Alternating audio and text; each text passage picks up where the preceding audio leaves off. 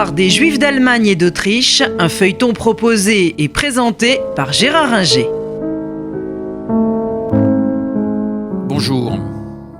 En 1990, comme nous l'avons dit lors du dernier épisode, les frontières de l'URSS, qui va disparaître dès l'année suivante, s'ouvrent à l'égard des Juifs soviétiques, qui, pour un certain nombre d'entre eux, s'installent en Allemagne.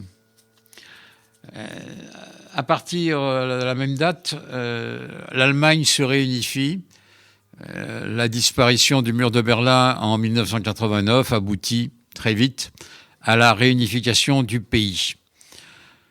Est-ce que cela signifie qu'on entre dans un âge d'or pour les Juifs vivant en Allemagne ? La réponse est non.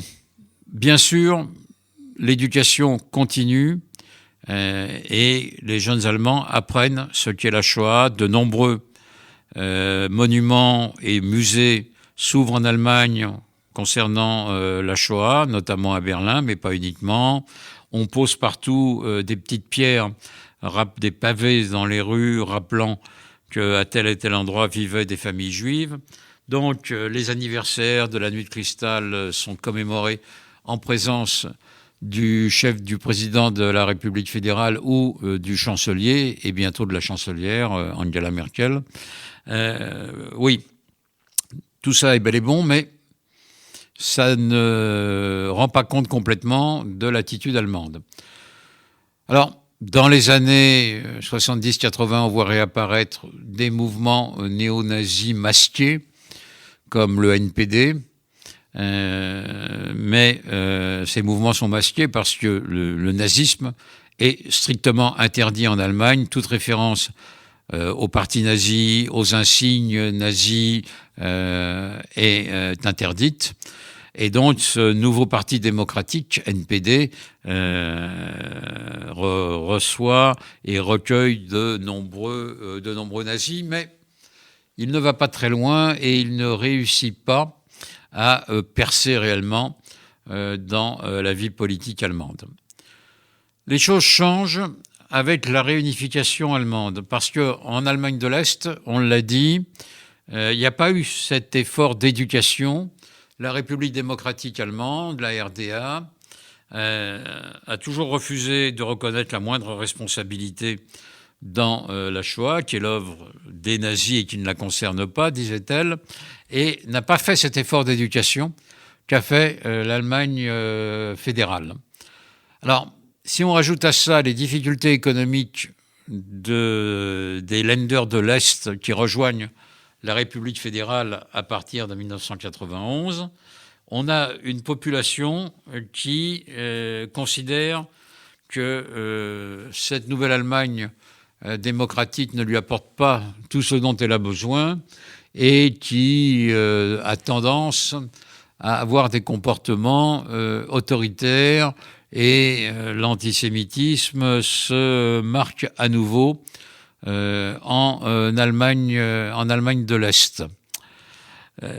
Mais il faut attendre les années 2010 pour voir apparaître, surtout après 2015, et l'afflux de réfugiés que Angela Merkel accepte de recevoir, plus d'1 million, pour voir apparaître et fleurir et se développer un parti qui s'appelle AfD, Alternative für Deutschland, Alternative pour l'Allemagne, qui est un parti eurosceptique, qui est un parti qui considère que recevoir autant de réfugiés, alors qu'il y a déjà une population immigrée forte en Allemagne, plusieurs millions de travailleurs turcs, les Gastarbeiter, les travailleurs invités, qui n'ont pas la nationalité allemande ou qui ne l'obtiennent qu'au compte-gouttes. Peu à peu, ça s'ouvre, mais en Allemagne, c'est le droit du sang, qui régit l'acquisition de la nationalité et non pas le droit du sol comme en France. Donc, ces immigrés en 2015 ne sont pas bien reçus par cette partie de la population allemande. Et l'AfD va faire son entrée au Bundestag, une entrée assez forte à partir de 2016-2017. Alors, là, on peut se dire, bon, c'est un parti eurosceptique, rien à voir avec les Juifs. Oui et non. Parce que cette AfD va très vite servir de réceptacle à de vieux antisémites, à des néo-nazis allemands.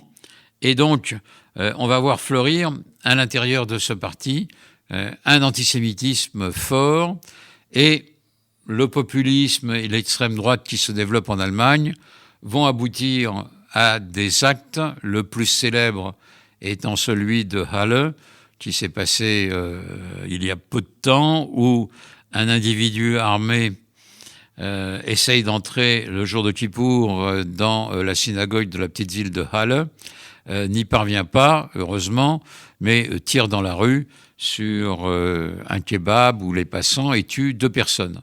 Il vient d'être condamné il y a quelques semaines à la condamnation à la prison à perpétuité.